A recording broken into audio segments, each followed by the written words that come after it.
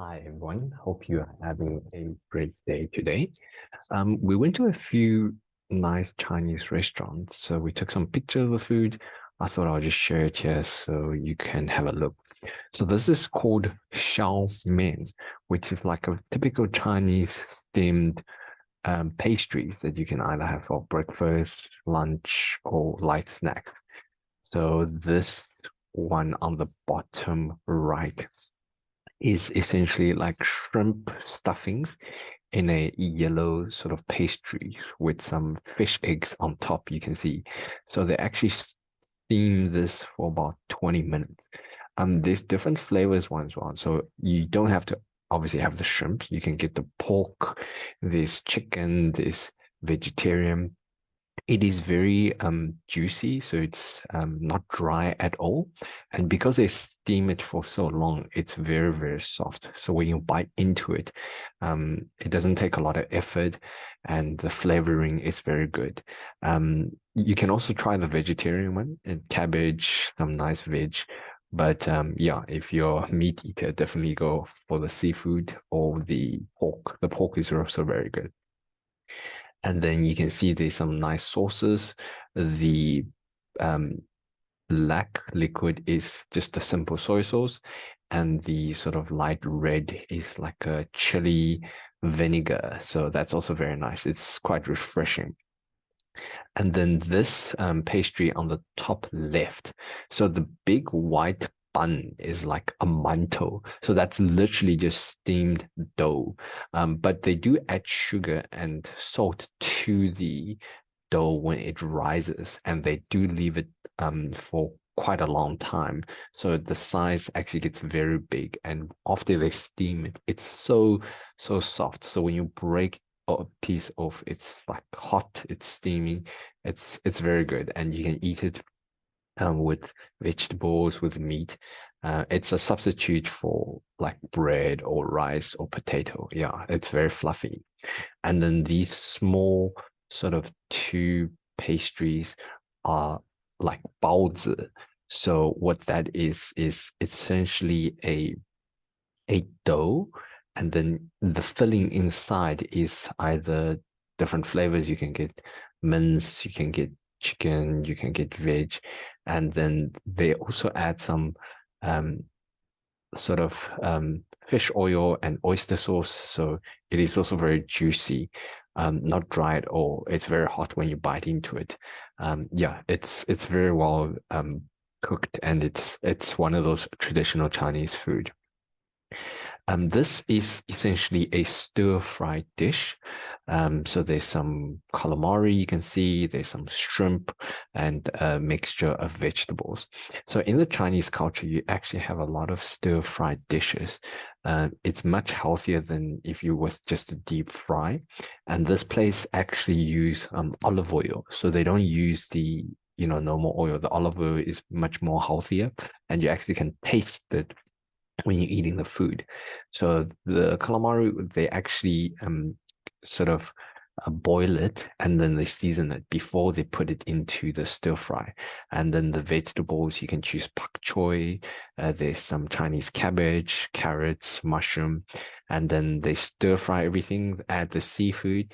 Then they added a lot of oyster sauce to this and some um, what is that? Chinese, almost like Chinese vinegar and the Chinese soy sauce, which is very, very nice. And in a lot of the Chinese stir-fried dishes, they also add a tablespoon of salt and sugar, which also gives it more flavor. So when you actually taste it, it stimulates the taste buds on your tongue, which is very, very nice. And then this is a soup. So the sort of hot and sour soup, how they make it is the broth that they actually make this is like a special blend of five spice. There's some Chinese pepper, Szechuan, and then they add different flavors. So there's tofu, and there's some egg, there's some the seaweed, there is like the Chinese radish, a mixture of vegetables, spring onions, and they just boil it under very, very sort of open pot, but high temperature. And as it thickens, they add in like that white powder. I don't think it's starch, but it's like something that they add to make the soup thickens. So you can see the viscosity as you drink it. It's quite substantial. Yeah, so you can add chili flakes to this if you like it very spicy. But as itself, it's very hot and spicy, hence the name hot and spicy. Yeah, it's very good, especially in winter. If you drink it, it warms your body up quite a lot. And then this is also a variety of pastries. So here on the top is like these three almost like dessert looking pastries. So in the sort of Chinese or Taiwanese culture, you have these sort of cute animals, and then when they bake the goods or steam them, they try to make it into these animals. So when you eat it, it looks pleasing on the eye and obviously also tastes great. So they write these characters. So this top is called Wang, which means king. And then this is like a tiger's whiskers and two eyes. And then, so these are all made from dough. And then inside is like this chocolate fillings. So it's very fluffy, but the inside is nice and sweet with the chocolate. It is also very nice. And there's a number of desserts that you can also order that they steam, which is very good.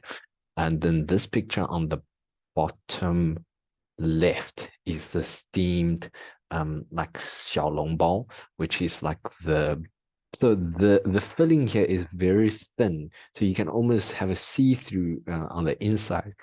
And this dough is much, much thinner than this dough for the dessert pastry. This is almost like a see-through, very thin dough. And then on the inside, it's like cabbage, pork. But you can also order other flavors. But then they essentially also steam it. So it is very, very nice.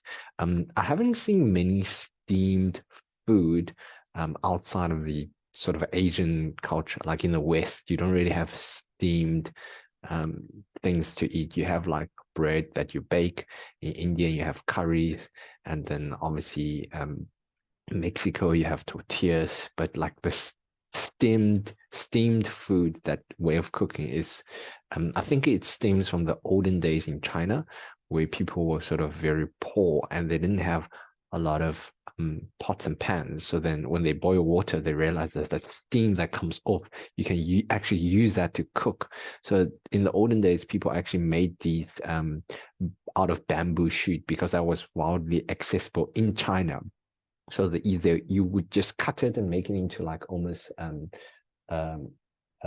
like a neck shape, and then you put your dough or whatever on top, and then you just steam it over as you boil water. So it's also very cost effective. And then this pastry on the bottom right is also like a mantou type of thing. So it's like the soft pastry, and then the inside is the fillings, whatever you want to order. There's seafood, there's chicken, pork. So pork, I think, is the most eaten poultry meat in China because it's accessible, and because there's so much people, and it's easier to sort of raise pork, and then it's also easy to sort of distribute the meat. So I think that's why it's so popular across Chinese dishes. So yeah, there's, you can see it's quite a lot of food, but obviously it wasn't, one person. There was quite a few of us. You can see there's some bread here, nice butter. This big dish on the bottom sort of left-hand side is like a stir-fried noodle dish. So there were some vegetables, there were some these sort of rice noodles, and everything stir-fried.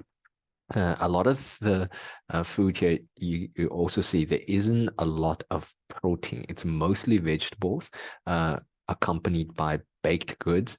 So yeah, in the Chinese culture, you also don't have this sort of culture of eating a lot of protein.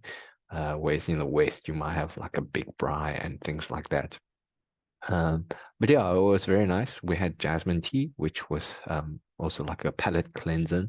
It was very nice sort of to eat because some of this food were quite rich with a lot of stir fried, a lot of oil and things like that. But yeah, it was overall a very good meal. So yeah, if you have a chance, you have a Chinese restaurant close to you, definitely go check them out. Try some of their stir-fried dish, try some of their hot sour soup or other soups. And yeah, if not all Chinese restaurants would have them, but those that do have the steamed sort of pastries, definitely give them a try because it is something different. And if you haven't experienced it before, it's a good sort of something different for your palate. Okay, great. Bye.